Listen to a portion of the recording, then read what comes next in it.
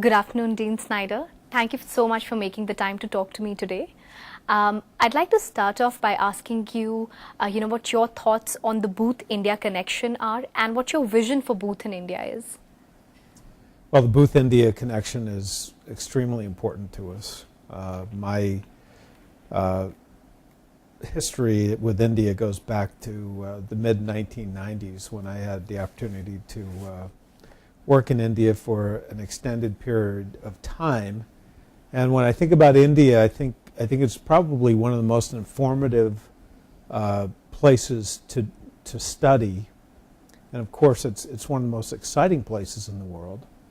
And what do I mean by that? I think when you look at what is happening in the world today, you see at least four major big trends. One is the continued development of markets. And even though markets are under attack in many places, I think India's commitment to markets is strong. And I remember the discussions over a decade ago about whether India had gotten past the point of reversal. And I think it clearly has. It's done well even in this difficult time period. So I think India represents that move towards markets. Secondly, India is part of this long-term trend associated with globalization. Third, India reflects what has been a very important phenomenon, namely that human capital has become much more important in the modern economy.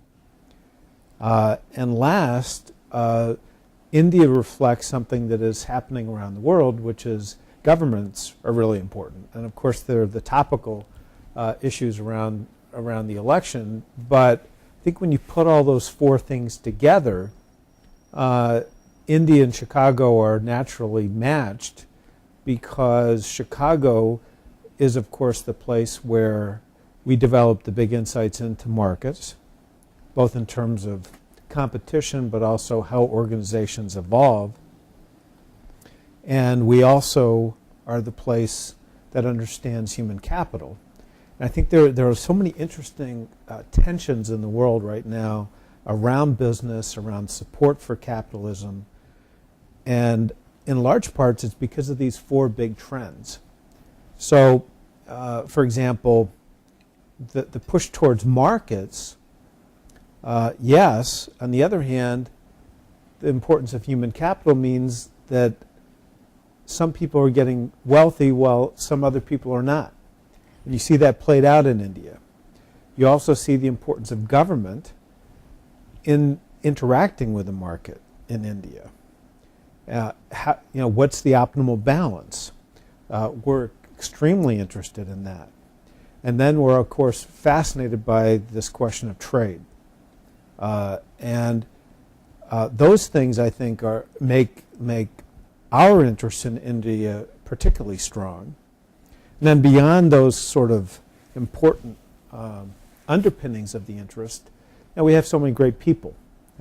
We got faculty, we have students, we have alumni, and probably what most people point to when they start talking about Booth in India, and I was there last December, was, of course, Raghu Rajan's work, working for the government on financial sector reform, and his important role as chief economist of the IMF and so on and so forth.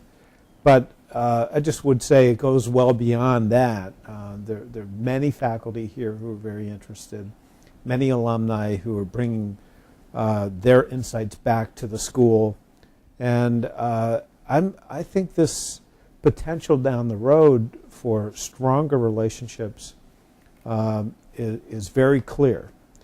And the last thing I'll say is when I think about our objective to be the best business school in the world, you just cannot do that without a strong, first of all, understanding of India, a strong relationship with India along with that.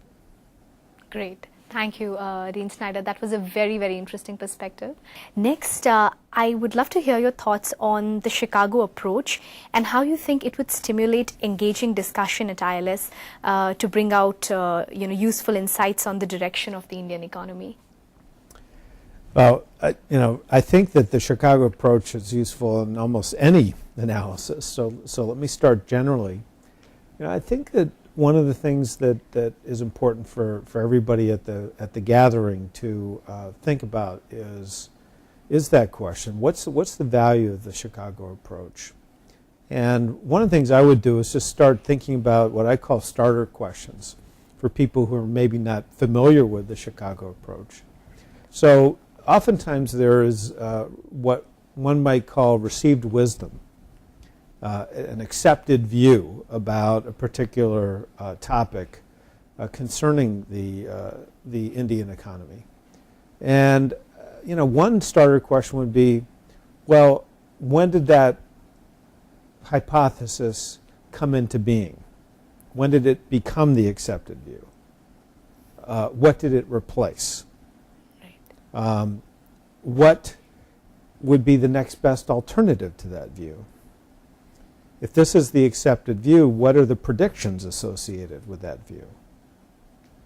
What data will prove that right? What data will prove that wrong? What support in terms of fundamental knowledge from economics, from psychology, from sociology support that view? Those are, in effect, what I would call basic Chicago questions, and they push people to go beyond the surface.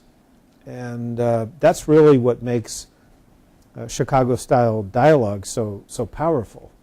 It's not necessarily challenge everything in a random fashion, but it's challenge everything systematically. And it leads to sharper insights. And then when people get together the next time, they may remember, well, okay, we evaluated that accepted view. Maybe we didn't reject it, but maybe we understood it better. And maybe we identified some things that would prove it right or prove it wrong.